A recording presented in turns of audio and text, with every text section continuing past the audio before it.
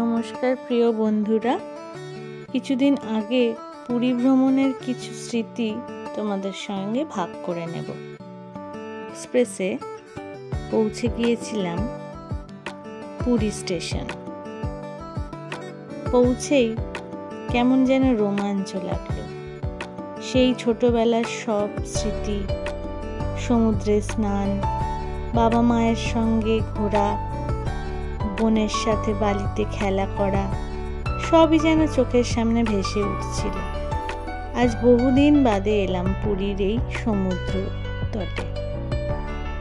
আর এবারে যেহেতু ছেলেকেও সঙ্গে এনেছি, ওর আনন্দ দেখার মতো ছিল। বাবা মা মাসি মেশো সবার সাথে মিলে জলে খুব আনন্দ করেছে। আমি একটু জলে ভয়ই পাই, কিন্তু এই ছোট শিশুর আনন্দ দেখে আমরাও সকলে ওর সঙ্গে মিলে আনন্দ করলাম। সমুদ্রের তীরে উট আর ঘোড়ার পাশাপাশি যার আধিক্য দেখলাম তা হলো প্রচুর দোকান। ছোটখাটো সব জিনিসের অসংখ্য দোকানে সমুদ্র তটটা ভরে গিয়েছে। এখানে পুরী একটু অচেনা, একটু যেন অন্যরকম। ধামে গিয়ে তার মন্দিরের চূড়ায় ধ্বজা উত্তোলন দেখে মনটা ভরে গেল।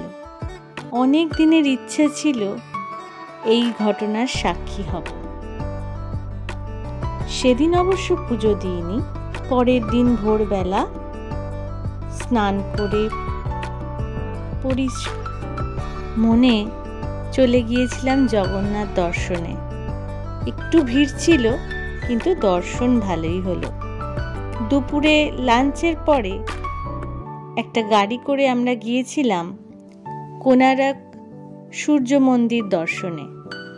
জায়গাটি ভুবনেশ্বরে অবস্থিত।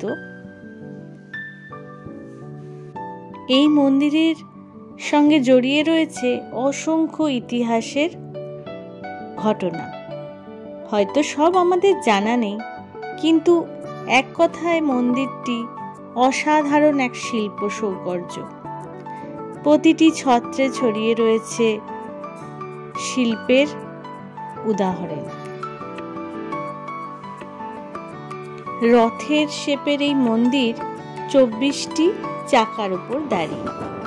ফেরার পথে গিয়েছিলাম চন্দ্রভাগা নদী আর সমুদ্রের মিলনস্থলে অবস্থিত বিশাল এক সমুদ্র তট।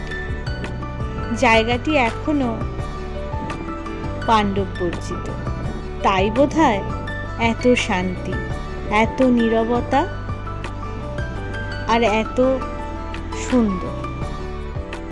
ফেরার পথে গেলাম স্যান্ড আর্ট মিউজিয়াম। সেখানেও দেখলাম বালি শিল্পের উদাহরণ। জয় জগন্নাথ। পরের দিন সকালে গিয়েছিলাম পুরীর নীলাদ্রি বিচে। আগের বিচটির মতো এটিও ছিল অত্যন্ত মনোরম। সকলকে অনেক ধন্যবাদ। তোমরা সবাই ভালো থেকো। আবার আসবো অন্য কিছু নিয়ে। Bye bye. Thank you.